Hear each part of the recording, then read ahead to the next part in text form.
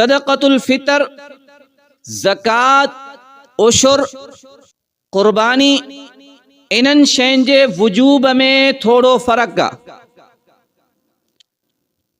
ज़कात कहिड़े मुसलमान ते वाजिब थींदी आहे जंहिं वटि या त 7.5 तोला सोन हुजे। पहिरियों ज़कात जो निसाब समझो, पोइ तव्हांखे सदक़तुल फ़ितर आसानी सां समझ में ईंदो। ज़कात कंहिंजे मथां वाजिब थींदी आहे जंहिं वटि 7.5 तोला सोन हुजे। सोन नाहे त 52 तोला चांदी हुजे। चांदी नाहे त इन चांदी जे बराबर उन वटि कैश रक़म हुजे। जेकॾहिं कैश रक़म नाहे त उन जो को कारोबार हुजे, शयूं ख़रीद करे अॻिते खपाइण जो उन जो बिज़नेस आहे।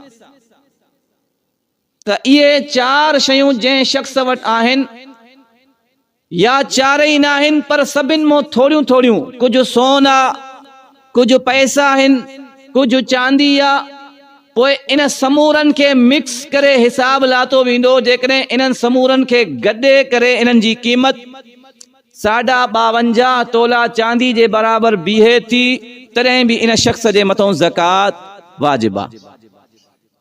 इहो आहे ज़कात जो सिस्टम। ऐं जंहिं शख़्स जे मथां ज़कात वाजिब आहे उन जे मथां सदक़तुल फ़ितर त बिल्कुलु वाजिब आहे। पर जंहिंजे मथां ज़कात वाजिब नाहे त उन जे मथां सदक़तुल फ़ितर कॾहिं वाजिब थींदो? पोइ ॾिठो वेंदो त जेकॾहिं उन शख़्स वटि पंहिंजी ज़रूरियात खां वधीक एक्स्ट्रा सामान मौजूदु आहे, उन वटि ज़रूरत खां वधीक कपिड़ा मौजूदु आहिनि, ज़रूरत खां वधीक उन वटि गाॾी मौजूदु आहे, ज़रूरत खां वधीक उन वटि ढोर मौजूदु आहिनि, उन वटि सवारी मौजूदु आहे, उन वटि ज़रूरत खां वधीक मोबाइल मौजूदु आहे। का बि अहिड़ी शइ जेकी उन वटि ज़रूरत खां वधीक मौजूदु आहे त उन वधीक शइ जी रक़म लॻाई वेंदी। जेकॾहिं उन जी रक़म 52 तोला चांदी जे बराबर बीहे थी त इन जे मथां सदक़तुल फ़ितर वाजिब थींदो।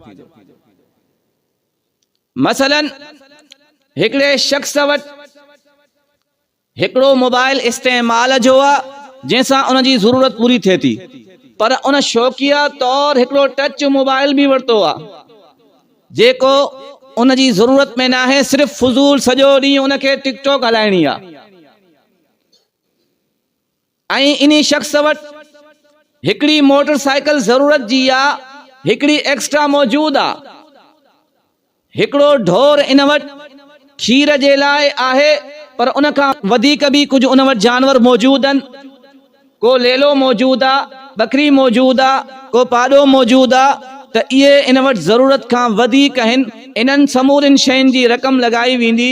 जेकॾहिं 52 तोला चांदी जे बराबर बीहे थी त इन जे मथां सदक़तुल फ़ितर वाजिब आहे। का बि शइ ज़रूरत खां वधीक जेकी उन वटि मौजूदु आहे, इस्तेमाल खां अलावा आहे त उन जी रक़म लॻाई वेंदी। औरत आहे, औरत वटि पंहिंजे इस्तेमाल जे कपिड़नि खां अलावा कपिड़नि जी आलमारी भरियल आहे। चंद थावनि जे इस्तेमाल खां अलावा थावनि जी पेटी भरियल आहे जेकी इस्तेमाल में नथी अचे।